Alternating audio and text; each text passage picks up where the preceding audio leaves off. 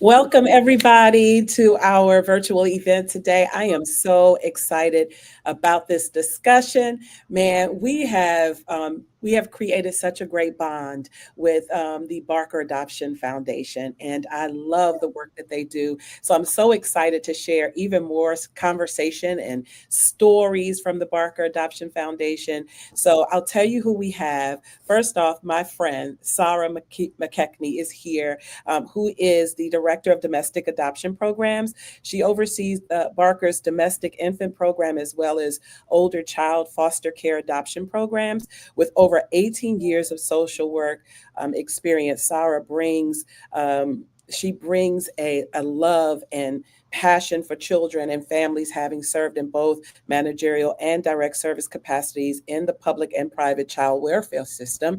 And Sara is best known for her go getter attitude, exactly, and positive energy that she infuses into every task that she takes on. She firmly believes that a child centered approach throughout collaboration and the willingness to tackle the hard conversation is key in ethical decision making. Sara holds a bachelor's and master's degree in social work, and we're friends right now because we have Pretty much. often, and these conversations are so life changing. So, welcome back, Sarah. Thank you. It's great to be here as always, Cheryl. Absolutely. And so we want to introduce to you today Chauncey Strong, originally from Newark, New Jersey, who earned his BA in social work from Elizabeth City State University in Elizabeth City, North Carolina in 1991, and his MSW from Norfolk State University in Norfolk, Virginia in 1993. Chauncey is the executive director of Strong Training and Counseling LLC, providing training and counseling in child welfare. His work focuses on family engagement, youth voice, and permanency for children and youth in foster care and adoption. He is a motivational speaker and committed child welfare advocate with over 30 years of extensive experience in the private and public sectors. Chauncey has trained and counseled nationwide and served on many committees and local and national boards. He has dedicated his career to improving the outcome of children, youth, and families involved in the child welfare system. And he's with us today. Hi, Chauncey. Welcome. Hello. Thank you so much. I'm so glad and excited to be here with you all today. I love it because today, Sarah, we're going to be talking about the importance of sibling adoption, which is so very important. Now, before we move any further, I want to say to those who are watching via YouTube, via Facebook, even at praisedc.com, wherever you're watching, share it, like it, and then share it, right? Tell everybody about this conversation because it's a conversation that needs to be had. And we just really want to make sure that you know that adoption is an option and that it's a great option. And so we're telling you all the different reasons why. And today we want to even talk about sibling adoptions. All right. So like and share. Tell everybody that Cheryl Jackson is live and she's back with the Barker Adoption Foundation, and share this with your audience. All right. We're going to take a brief break and check out this video, and then we'll come back with the conversation. Looking back when I started the adoption process, I knew I wanted to be a parent. I wanted to be there for someone. I knew also that I couldn't quite deal with an infant or a toddler, an older child, one who is no longer trick-or-treating but not yet driving. That was my target age range. That's where you fit in. The Barker Adoption Foundation specializes in older child adoption from foster care, offering guidance every step of the way. I wasn't sure what to expect when I started the adoption process, about how these couples want to adopt babies, get them while they're young, things like that. But my dad showed me that even teenagers also want it. Throughout the entire process, Barker made this as simple as possible and memorable. And I didn't just gain a son, but I also gained a family. Thousands of older children like Ramond are waiting for families to take the first step. Visit barkeradoptionfoundation.org and start your journey today. Awesome. So I love always telling this story as we get started. You know, adoption was also one of the things that my husband and I looked at when we initially got married, because we had problems conceiving. And in the midst of it, we thought, you know, adoption would be a great option. And then one of my family members had just adopted a beautiful baby girl. And so we, we love Imani, and we love even how, Sara and I always talk about this, that even through adoption, those babies start looking like you. And you know what I mean? They, start acting like you, the family members. And you really can't even, tell because of the love that's shared, and just the opportunity to pour into a life. And, it's so many babies in the foster care system, so many children, so many young adults and teenagers in the foster care system that need homes. And sometimes we can provide that home. God did allow me to conceive. My baby was 1.5 pounds. Kayla was born 1.5 pounds. And so we were able to, blessed to have her. And then 15 months later, I was pregnant again with my second baby. But God blessed. But had that not been our story, adoption would have been the option for us. And so I really am excited about talking about these conversations. So again, however you're watching, if it's Facebook, if it's YouTube, if it's on praisedc.com, make sure you tell everybody to join us today for this great conversation. All right, Chauncey, we're going to put you in the hot seat for a little bit and just jump into your story. Share a little bit about your background and how old you were when you entered into the foster care system. Okay. Again, thank you so much for having me. This is a subject that I'm really excited and always happy to talk about. So I'll just tell you my adoption story. So I came in. My mom told me that she first met me. I was between the ages of 2.5, almost 3 years old. And I was actually in the hospital because I had come into the foster care system, and unfortunately my hand was physically burnt while I was in a foster home. And so she said that they had me in the hospital, and they asked her and my father at the time if they wanted to take care of me. This was in the heart of Newark, New Jersey, around the early 70s. And so she said she wanted to adopt me, and that she would have me in the foster care in their home as a foster child in foster care. She said that after a few months of being there, I always say I'm not much to look at now. When I was young, I was real cute, and so I could see why they said they wanted to adopt me, and they called the social worker, said they wanted to adopt me, and the social worker said that's great. If you want to adopt him, we just want you to know he also just have to also adopt his siblings as well. And my mom and dad was shocked. They was like, siblings? They didn't know he had siblings. She said, yeah, there's Chauncey, and there's Chadwick, and then there's Clinton. They're triplets, and we want you to adopt all three of them. And so that was a big shock for them. And initially, my mom and dad said no, because they had another sibling set of 4 in their home, and said that there was going to be too much for them. And after even a lot of convincing, they actually said that they were not going to do it. And I tell the story, and I would tell my story that I remember being a little boy standing in the living room and having my hat and coat on and a lot of bags and toys and things all around me. And I remember crying. And then my mom said that was the day the social worker came to pick me up from the home because they had decided they were not going to adopt me. Social worker tried a couple of different times, and my mom still said no. And then they said, I started to cry and said, I'm going to run away, and then ran and hid upstairs, apparently, hid upstairs and under the bed, and they tried to pull me out. And long story short, after a lot of antics on my part, my mom said she just decided that, she was just going to adopt us. She didn't want to bear, the hurt and the pain of not being with me being with them, but she also knew that I needed to be with my brothers as well. And so my mom and dad at that time, they ended up adopting all 3 of us. Right? And so that's my adoption story. And that's how I came into the foster care system. And then by the time I was 5 or 6, we were adopted out of the system. Wow. So they already had 4 children, or they had another child? They were in foster, those young people were in foster care themselves. And so they kept saying, there's no way we can do it. One of the things that really sort of pushed it over the edge was that my mom and dad at that time were the first set of parents under an adoption subsidy act that had just been passed. They were the first set of parents to receive some level of financial support. And so they were able to get, health and money for assistance for school and things like that we might need.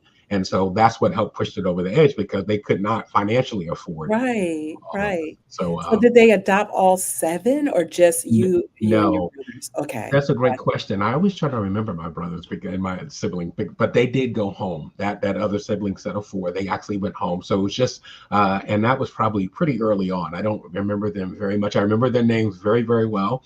Mhm. But we ended up, it was just me and my 2 brothers that grew up in the home with my mom and dad.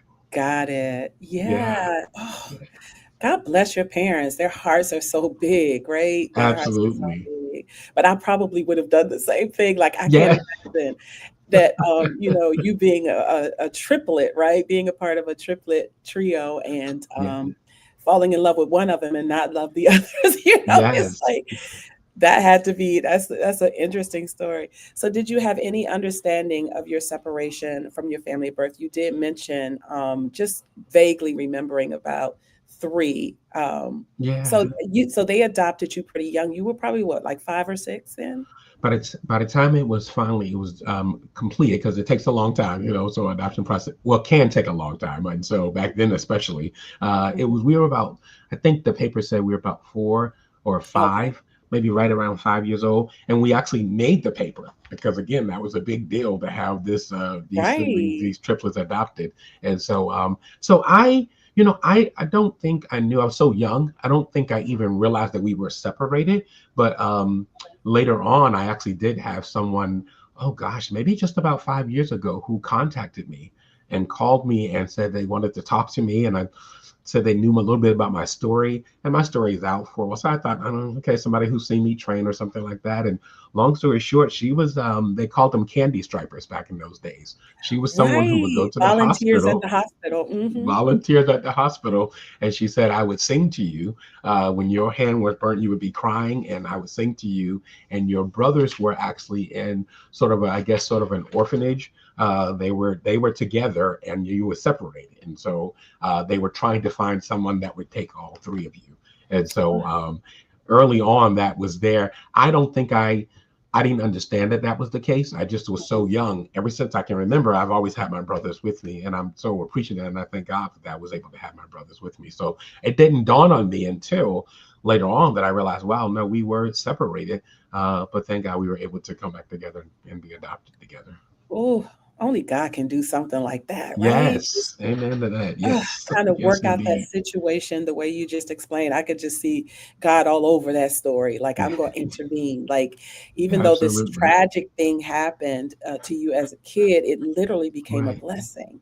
Like you Yes. being in the Absolutely. hospital became a blessing because then your foster parents ended up getting you and wanting you. And had that Yes. not had that tragedy not happened, they may not have seen you in the hospital. Yes, yes. So Sure, yeah.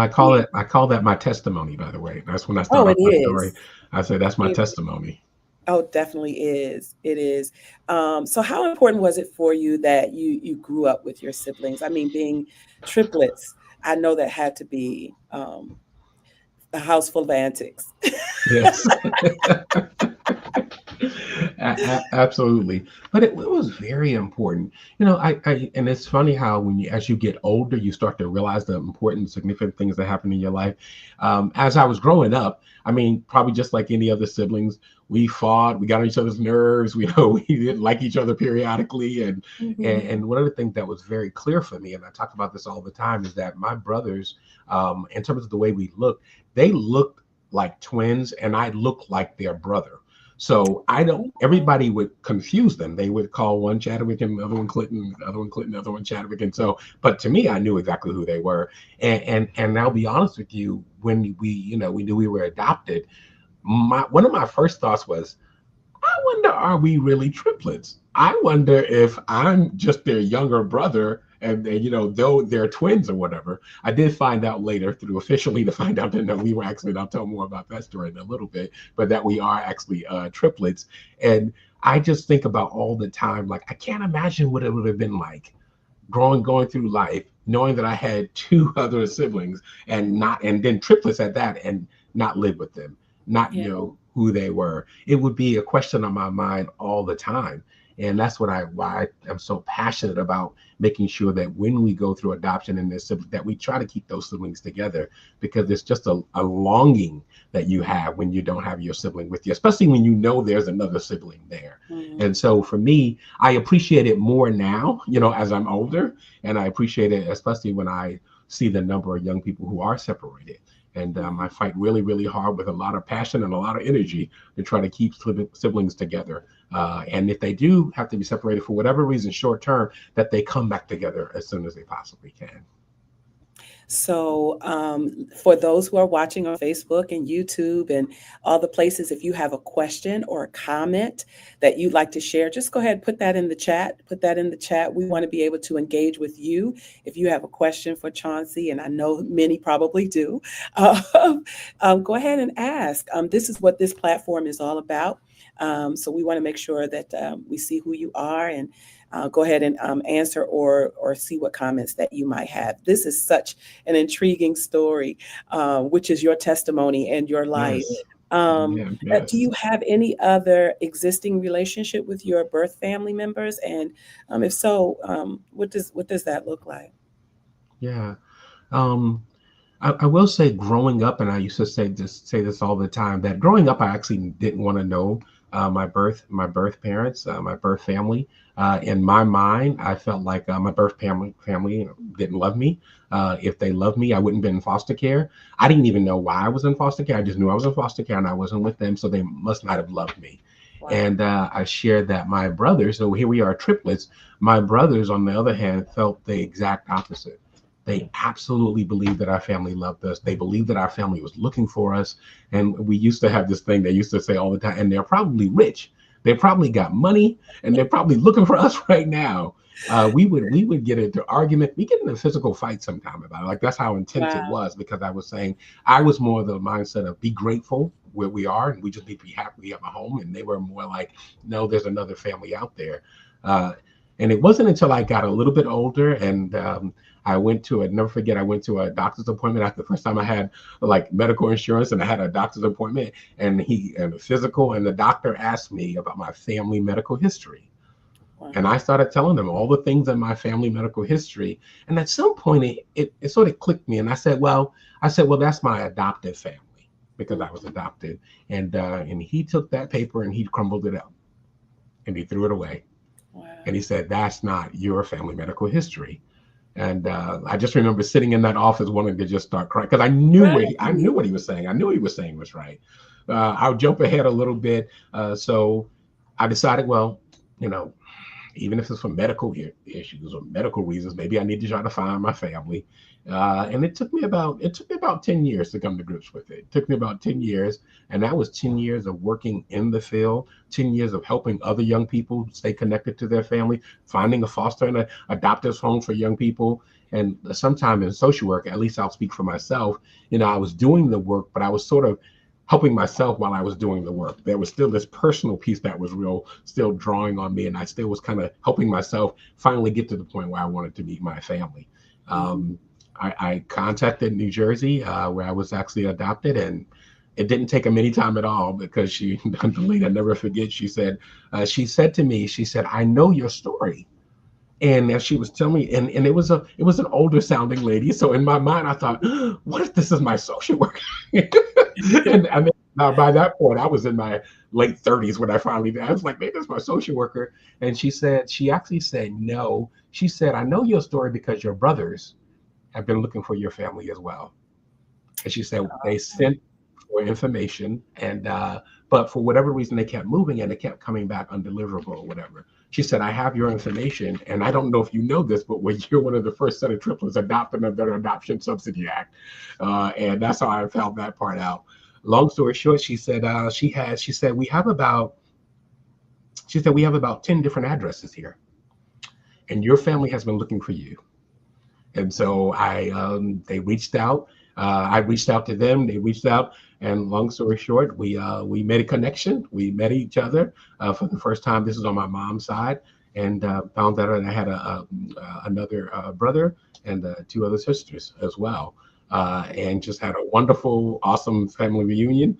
And we've been close ever since. Ever since then, I actually have maintained contact with my birth family, and again, realizing a couple of things happened for me. Gosh, oh, that's who I look like in the family. Oh, that's that family trait right there. It was just so like it was real clear that this was my family. I didn't have to guess, I didn't have to wonder, and they were very happy to meet me. They were happy to know that I was okay because they didn't know any information. They didn't know where I was.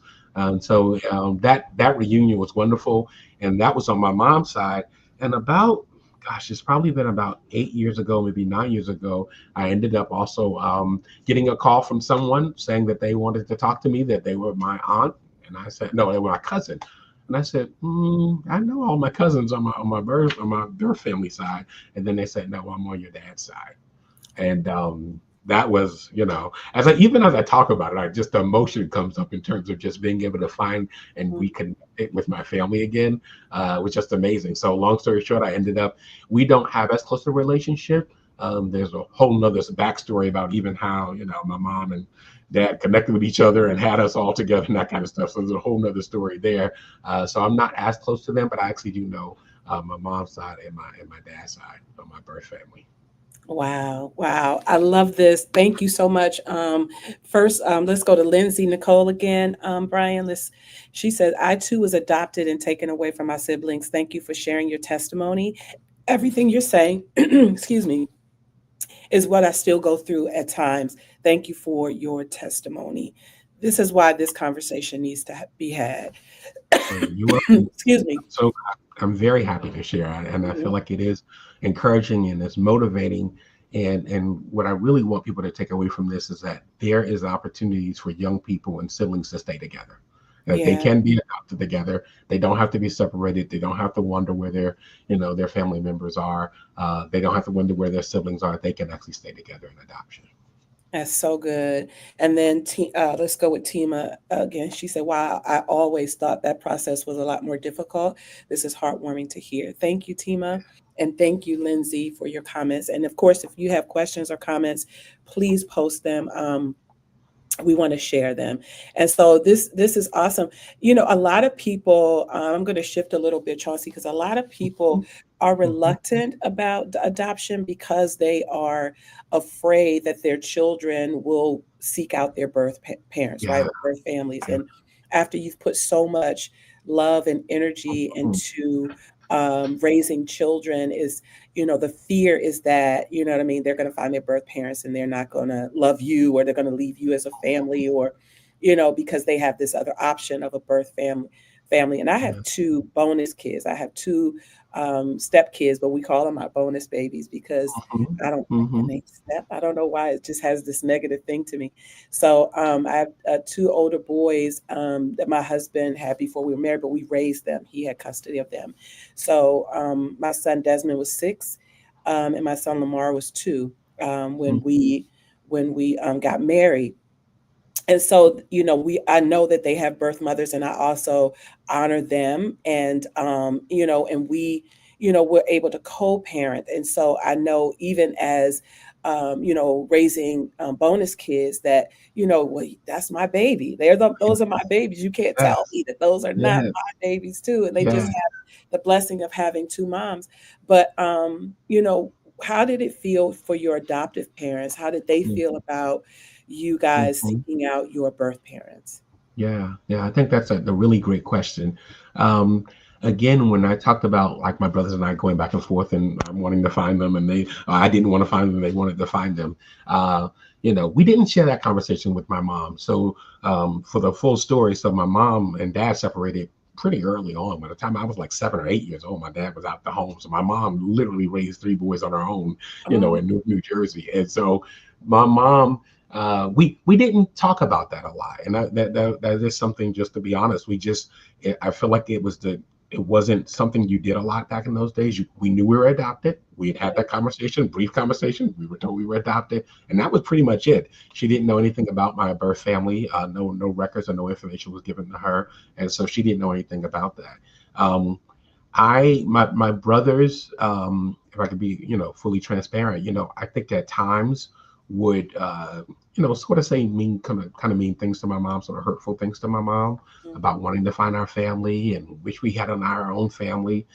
I think that that's more out of sometimes just anger. There's also some fear, and there's also some rejection that happens when you feel like maybe you were given up because maybe you were not loved.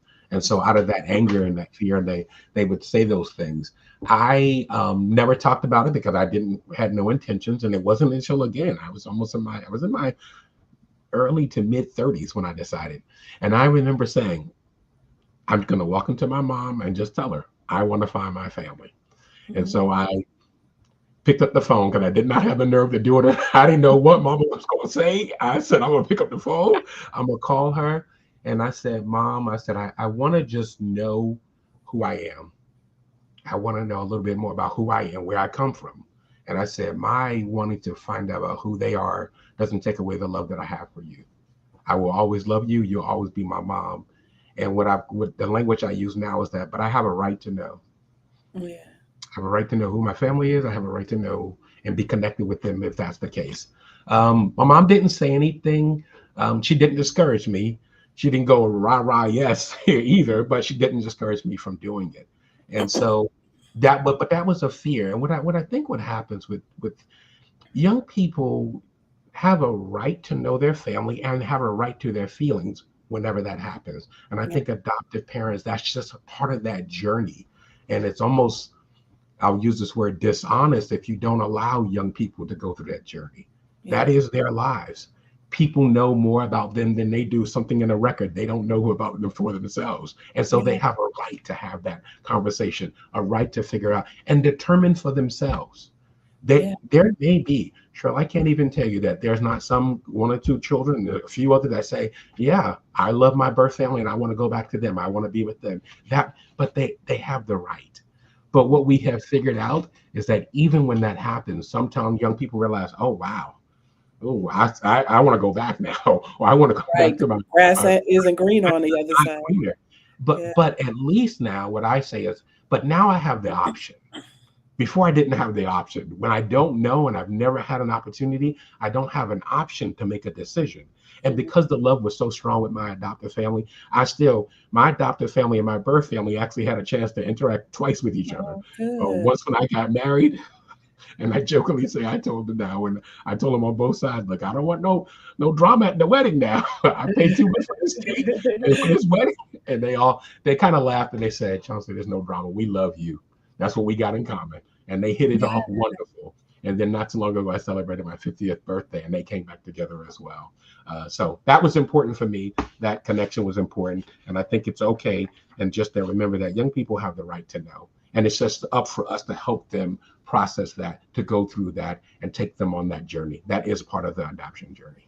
That's good. That's so good. I wanted to share like both sides of it because there are, Sara, some things that people are reluctant about when it comes to adoption. And that's probably one of them, right? Like, is it, because some parents don't even share with their kids that they've been adopted, depending on how old they were when they adopted them. And so then later on when they find out, in their adult life, that's, a whole different conversation. So it's so many different layers with it. But what I love about Barker Adoption Foundation is that you guys counsel and train and prepare people for it. But before I come to you, I want to ask, what are you most proud of, Chauncey, professional or personal, looking back on your journey? Yeah, I think for me, that I'm doing what I felt like I was called to do. I feel very much like this is definitely a calling. I always say I didn't go into social work because I wanted to get rich. I didn't go into social work want to make a lot of money or have a lot of fame or anything like that. It's hard, it's difficult. But I just deep down know that this is what I'm supposed to be doing. And it didn't take me long to figure it out. But just as the more I do it, I feel like I get stronger, I get better, I get more conviction that this is what I'm supposed to be doing. And so it comes, and it sounds odd, but it doesn't feel like work. It just comes naturally to me. This is what I'm supposed to be doing. This is the work I'm supposed to be doing. I'm supposed to be encouraging. I'm supposed to be coaching. I'm supposed to be counseling. I'm supposed to be helping people. So I'm just most proud that I found that out, and I found it out early. and I can live early and long in my calling, what I'm supposed to do. So I'm very, very proud and happy about that, and just glad to be doing the work that I'm doing. Awesome. And when I was reading your bio, and I said, "Oh, he works in social work," and oftentimes you find yourself in that type of field when you've dealt with life the way you've dealt with it, or the way your path has gone. So that's pretty awesome for you to be able to now help in other families. Finally, what would you share with families who are considering adoption, and particularly sibling adoption? Yeah, I think what I would say with them, a couple of things. All the children in the foster care system need a family. And sometimes, and if I could be transparent, so I know as I talk about this as well, sometimes it may be they go back to their biological family. And when that's appropriate, that should happen. Sometimes they go to a relative. And when that's appropriate, that should happen. And then there are times when neither of those are options and we need adoptive parent. What we don't want, let adoptive parents know, we don't want young people growing up in the foster care system. There's no statistic that show the longer a child is in foster care, the better off they are. It's not there. Young people need families, and they need stable, loving families. And so what I would also say is that there is this fear around adopting siblings. You get some of them that are parentified, especially if they're a little bit older and they're used to being the parent to that child. You get some things around, sibling rivalry. They're going to hurt each other, or I don't have enough space in my home. What I would say to you, and Barker's a great example, there are people, there are services, there are resources to help you when you want to adopt siblings. If you have the love in your heart, that's the first thing you want to start with, and the commitment. I cannot talk enough about the commitment that you need to have, whether it's 1, 3, or 5. You have to be committed to them. You are their parent now, and you will do what you will need to do as if you gave birth to them. And so the sibling connection piece would then mean giving birth to them, meaning that if you don't ever want to separate your own biological children, we should not want to separate young people that are in foster care. And That's so good. that I would say that would be, and just look for the support and services that you need, because they're out there, the services are out there, the support is out there. There are people like me willing to talk to people. I had $1 for every time I asked somebody, "Hey, give me a call," and they call me, and I talk with them about my adoption experience to be encouraging, because those encouraging stories are out there. Yeah, absolutely. Absolutely. Great, great, great. So if you're just tuning in, I am talking with Chauncey Strong and talking about the importance of sibling adoption. We're here with, of course, the Barker Adoption Foundation. So my friend Sara is here to talk more about what they offer at Barker. So I know with all the questions that you have and concerns, even the things of what Chauncey said, Sara has a few answers, because what the Barker Foundation does is they don't just match families, they prepare you. Yeah. They prepare you before, during, and after. So we're going to jump right into it. Give us a recap about the Barker Project, a Wait No Longer program, Sara. Sure. I always enjoy listening to Chauncey. So I'm like, oh, he hit on so many of the points that I'll address. But, in short, Barker is an adoption agency, private adoption agency. We run domestic and international programs. We've been around since 1945, making us one of the oldest adoption agencies in the United States. We do, domestic adoptions of older and younger children, and also international adoptions of everything in between. Particularly and specifically, our older child program, Project Wait No Longer, seeks to partner with public child welfare agencies across the United States to be able to recruit and train families, prepare them for children that are waiting within the foster care system. So much like Chauncey said, there are no statistics that show that the longer a child stays in foster care, they're going to have better outcomes. It's actually the opposite. And so what we're trying to do is reduce that wait time as much as we can, and find permanency for these children that need families. And a lot of what you mentioned in terms of, training around openness and adoption, letting children know how they've joined a family. There's no shame in adoption. And so knowing that you've joined a family by adoption is really important in being able to help that child around their sense of self and identity formation. And it also gives the family an opportunity to share with that child, any information that they have about their adoption, not making up stuff, not omitting stuff, certainly doing it in an age appropriate and, developmentally appropriate way, but letting them know their story. They have a right to that. And particularly with older child adoption, where children have spent some time with their biological family, knowing who they are. It is not a secret, particularly when you're adopting a child from an older child, that is from foster care. They know who their birth family is. And so being able to find a way to help them maintain those connections when safe and when possible is also the aim of the Barker Adoption Foundation. And finding a way to make adoption about addition of family and not subtraction. Right? Children have gone through the system losing a lot of connections and just disrupted attachments. But what's really important is finding out, how do we help preserve and maintain some of those connections that are meaningful for that child. And top of the list for that is siblings. It's the closest relationship that a child has, outside of, biological parents, and sometimes the story of removal is a hard one, and there's a complex relationship as it relates to a child and a birth parent, where there might have been abuse or neglect. And I say complicated because children also have this thing called unconditional positive regard. And so even if they've been harmed in a relationship, there is a genuine and unconditional love that is still there and that can be there. But particularly around siblings, we definitely try to find out, is this child that we are inquiring about, do they have siblings? And is there a possibility for them to be adopted together?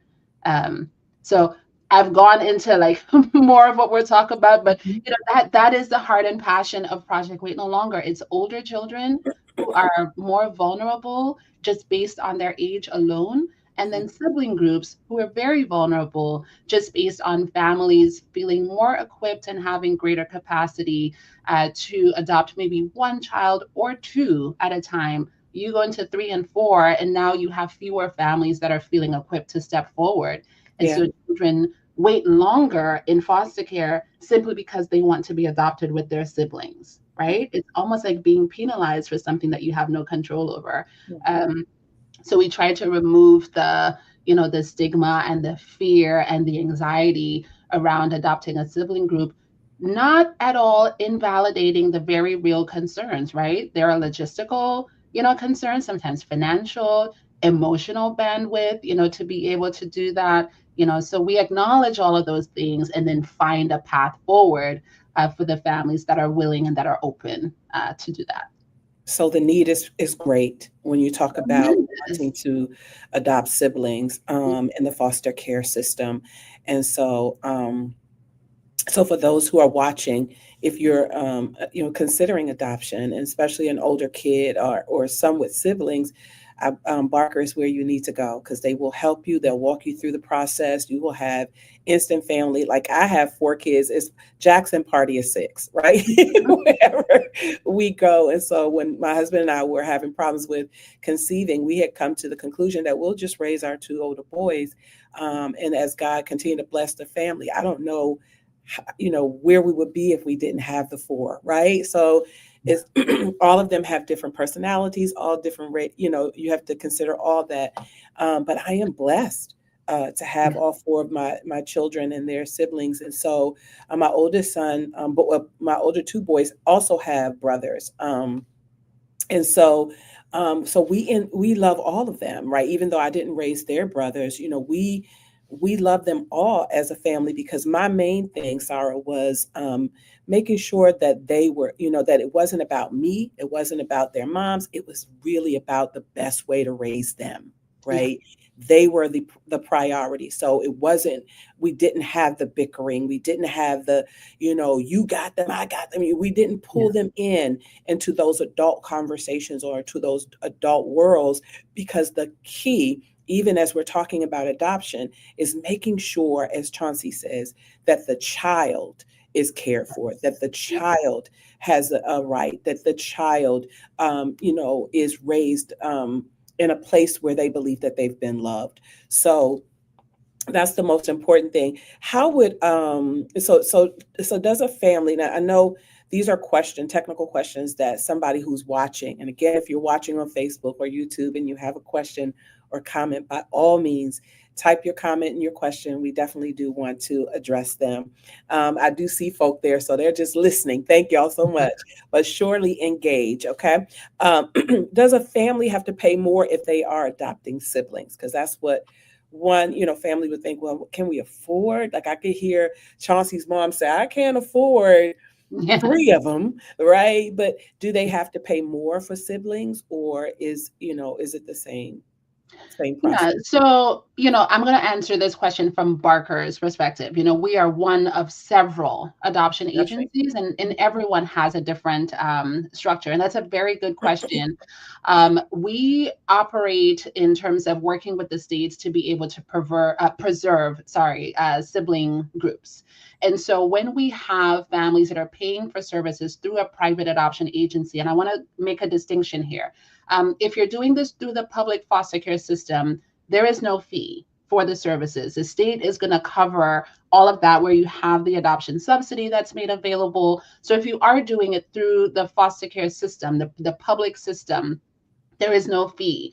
But if you are using a private agency where we don't have, state resources that are funneling into paying for the services, what you're paying for is services, not children, right? You're paying for the services and the support that the family, that the agency is going to provide. And so what we have done as an agency is that there is no additional fee that is assessed when you're adopting a sibling group. So if you're doing one child, or if you're doing a group of 3 children, it is the same fee around welcoming that child, that group into your family. And we did that specifically to eliminate that barrier, right?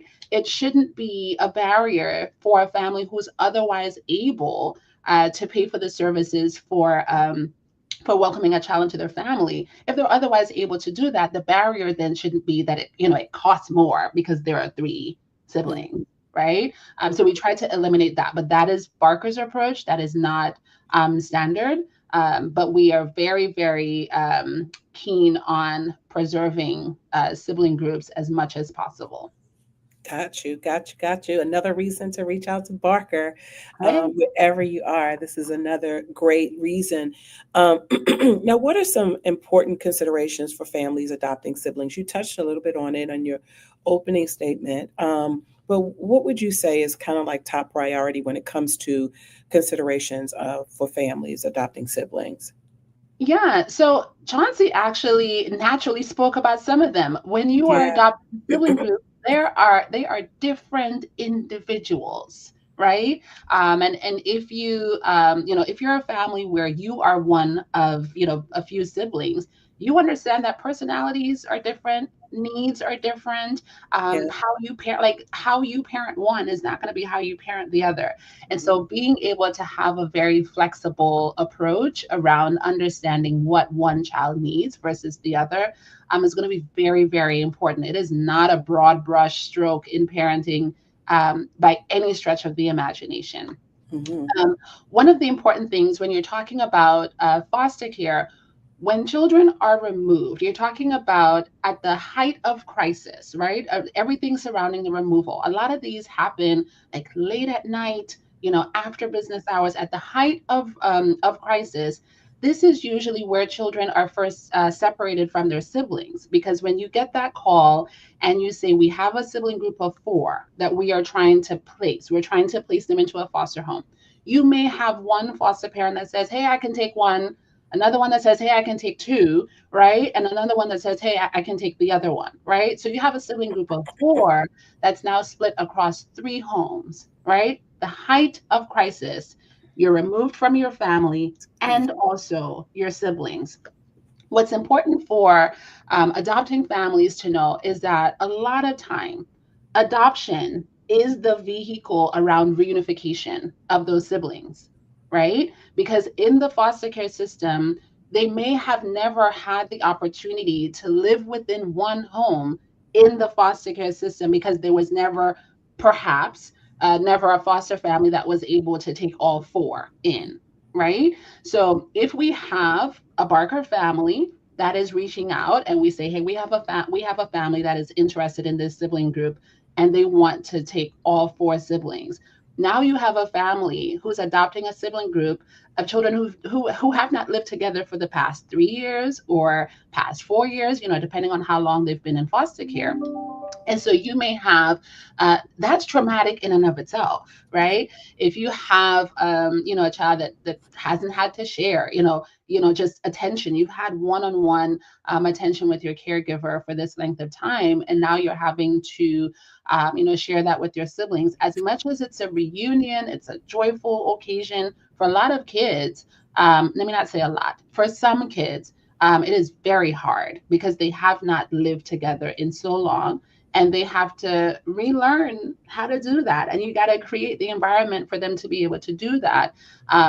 Sibling rivalry is a thing, even if they've lived together the whole time. So, sibling rivalry is going to be a thing. Or if they're triplets. So being able to just, tackle, those things as they come up and assessing your capacity to be able to, navigate needs that are, mild, moderate, significant across a sibling group is going to be really, really paramount. And having your supports, even if you're parenting one child, having a support system or support network is really important. And the same holds true for adopting a sibling group. So I've named a few things. That is not an exhaustive list, when you're considering adopting siblings. So those are just a few things, that families want to be mindful of. But there are supports for every one of those things that I just mentioned, from an adoption agency or, social service agencies everywhere have resources to be able to support families adopting siblings. Got you. So does birth order matter when families already have children in the home? It can, right? That is a question that we often are talking about with our families. So if you are a family that is already parenting, so use Chauncey's example, if they had adopted the 4 children that were in their home, and you're now adding a sibling group, how does that configuration change, right? Right. A child who was previously the oldest is now the youngest. A child who was the youngest is now the middle child. Wow. And you have those age assignments that people put meaning on, right? Like there's usually a stigma around the middle child. There's stigma around what's common with the oldest, and then what's common with the youngest. When you are adding children into a structure that's already there, now you're messing all of that up, right? And so you have to be mindful of, how does that impact the child? And how does that impact you in terms of how you've been parenting up until that point? And so we always say it's an important conversation for you to have with your child that's in the home. What does that mean to them to disrupt the natural birth order of things, or to maintain it? There are pros and cons on both sides. And we have families do a very individual assessment and reflection on, is this a pro for you? Is this a con for you? What does this look like for your family? Because what is a con for one is a pro for another family, which is why we look at that on a very case-by-case basis. And we talk about things that, you would want to consider in making those types of changes and making sure that, as the changes come up, you have the resources and the awareness to be able to tackle them. Got you. So what support does Barker provide for his families? Now, you talked a little bit about the different programs before we went into depth with the different levels of program, because I love that, as we said earlier, that the Barker Adoption Foundation helps before, during, and after. And even if you're just considering it, I love how you have throughout the year periodically free sessions and workshops for people who have questions about adoption. So you're going into it pretty much knowledgeable and having understanding. So let's talk a little bit about some of the programs and support that Barker has. Yeah, we have, those general information sessions that you're talking about. We have one that's actually coming up on this Saturday. It's actually in the ticker right now. So February 1 at 9:30 a.m., we're talking about all of our adoption programs for families that are considering. We also have paid consultation. So that's a more one-on-one setting. Here's your individual family set of circumstances, and we're going to help, talk about, eligibility and considerations, and, what you're feeling best suited and best equipped for. That's, before you even apply, you have the opportunity to have those conversations and see what's going to work well for your family unit. We also do have throughout the process, waiting parent meetings. So once you're home study approved and you are now in the waiting, pool to be considered for children, there are other families that are pretty much in the same boat as you that you can connect with and begin forming your adoption community. I always say that, if you're adopting, you shouldn't be the only adoptive parent that and your child shouldn't be the only adopted person that like there's a community and there's a very unique experience around adoption. It's a very unique and specific language where sometimes you say something to another adoptive family or another adopted person, and you don't have to go much further because you already know, right? You're right there. It's something that is unique to that experience. And so forming that community, we have organic ways for families to be able to do that, throughout the process. We also have, parent pair coaching and adoption competent counseling for every member. So that is for the adoptive parent, that is for the adopted person. And we also have counseling for birth parents, people that have made an adoption plan. So every member of the triad, there is an opportunity to speak with a professional about, just your vantage point, how you're experiencing this life-changing, decision that was made at one point, but has ripple effect, across the continuum of a lifetime. Different things come up at different times. And so we're able to talk with every member, just offering those services and supports, and also referring, to other organizations that are doing more specialized work around things that, maybe perhaps Barker doesn't offer. We don't have a monopoly in all things adoption and mental health. So we also do quite a bit of referring out as well to other providers. I love that. I told you these sessions Sara's talking about. There's one that's coming up again this Saturday, February 1st at 9:30. And of course, you can go to barkeradoptionfoundation.org to find out more information, to register for that if you're interested. It's an interest meeting. It's so that you can have all the information that you need. There's no commitment there. It is just preparing you if this is something that you'd like to consider. For you and your family. Go ahead. And on the ticker, we do have our conference that is coming up on March 1. Chauncey is actually going to be one of our speakers there, leading a panel of adult adopted persons and young adopted persons.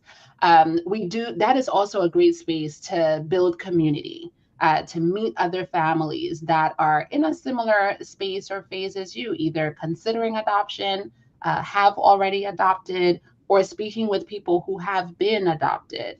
So just being able to connect with adoption professionals as well. So we invite everyone to come out. It's going to be at Shady Grove. The information is on our website, so families can check it out there and plan to join us.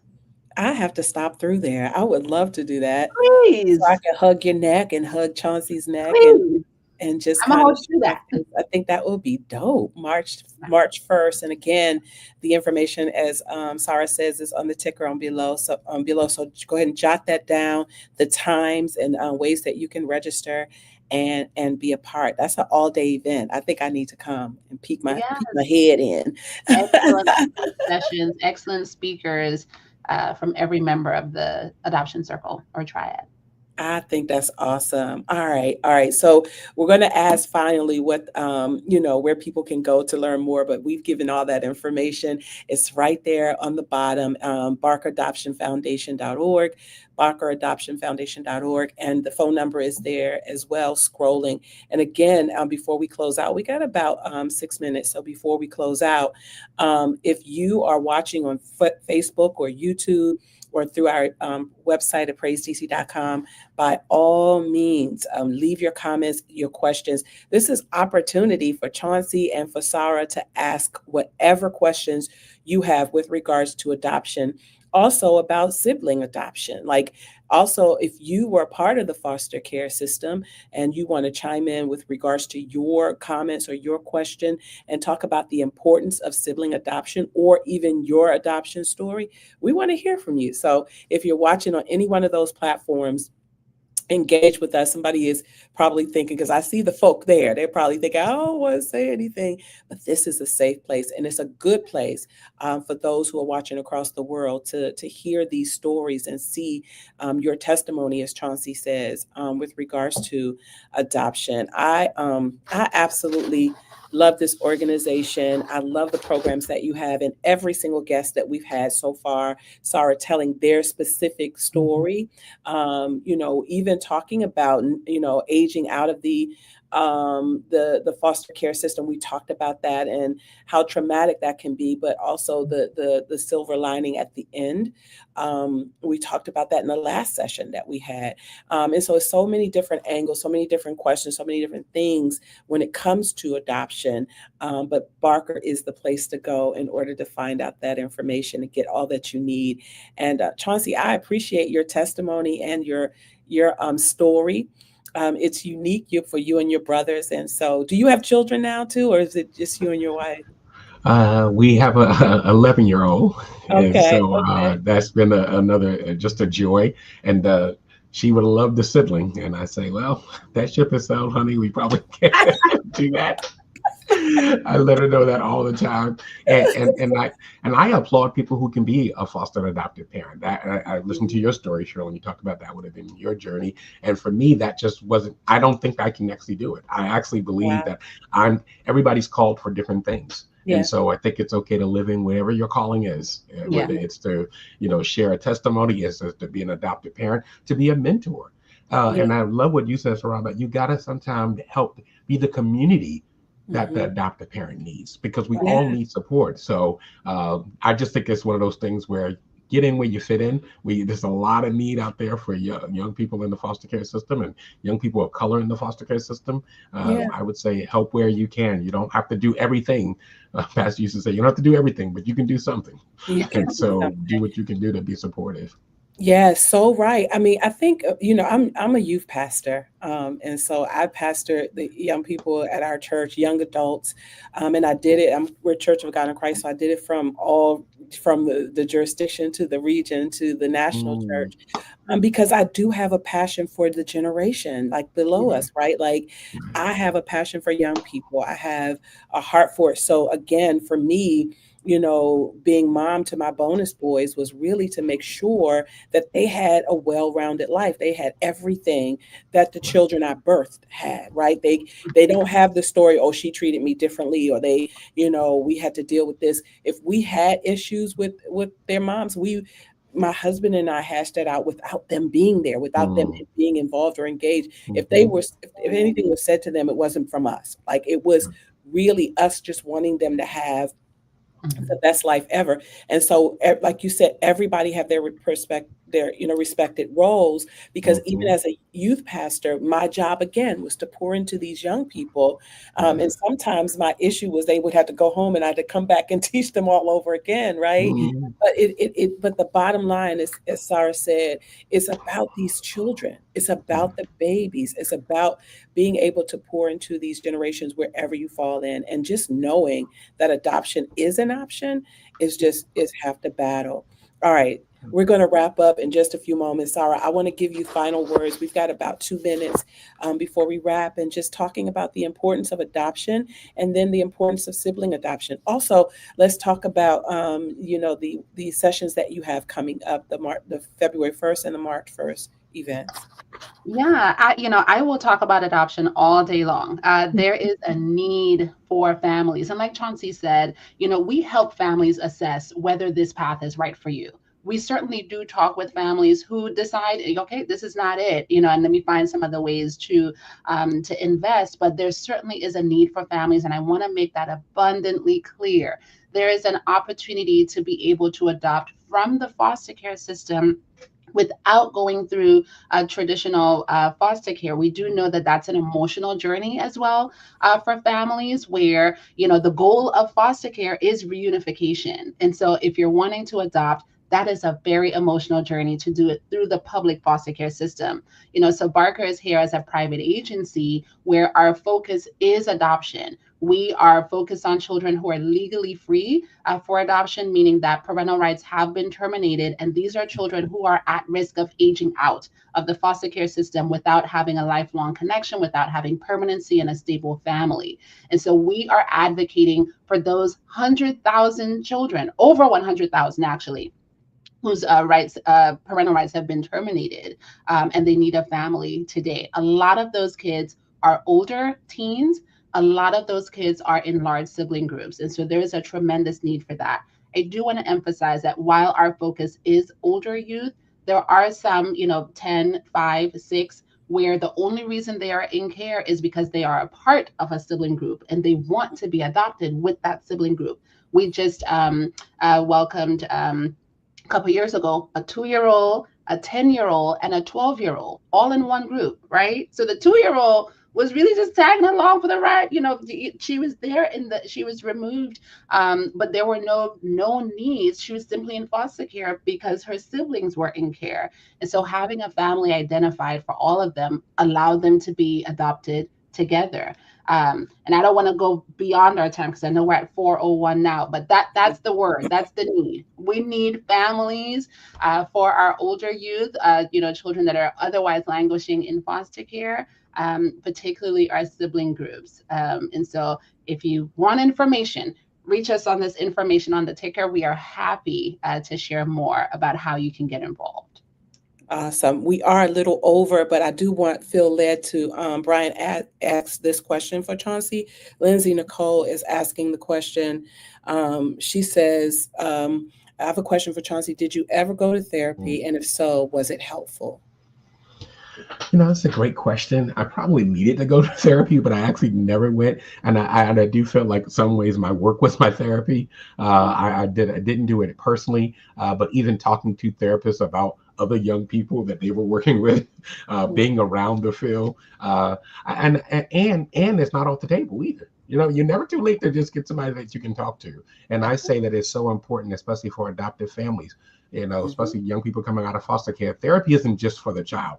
That's for the family. The family is going to need some guidance, some counseling as well. And so be open to that, even though that wasn't my story. Again, like I said, it's never too late to talk to somebody. And so therapy is very helpful. It is extremely helpful. And that's a key component to, I think, an adoption journey.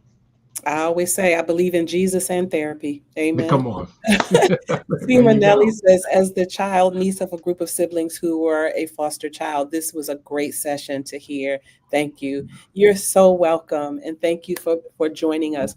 All right, we're going to wrap here because we could probably go a little while longer, right, Sara? Can talk about this all day. But I'm grateful to meet you, Chauncey. I'm sure I will meet you again because I'm going to pop my head into that March 1st event. And awesome. Sara, always a pleasure. You're always welcome back. I love these conversations that we have and sharing this information with the world. And for those of you who are watching, Be sure to log on to barkeradoptionfoundation.org to find all the information that you need with regards to what we talked about today about sibling adoption or just adoption at large. And then be a part of the general information session February 1st, 9:30, absolutely free, no commitment. And then, of course, the Barker Annual Conference coming up on March 1st. Find all the details again at barkeradoptionfoundation.org. Thank you all so much. Have a great evening. Until the next time, because I know we'll be back. Thank you all so much for being a part today. Thank you so much. Thank Take you. care.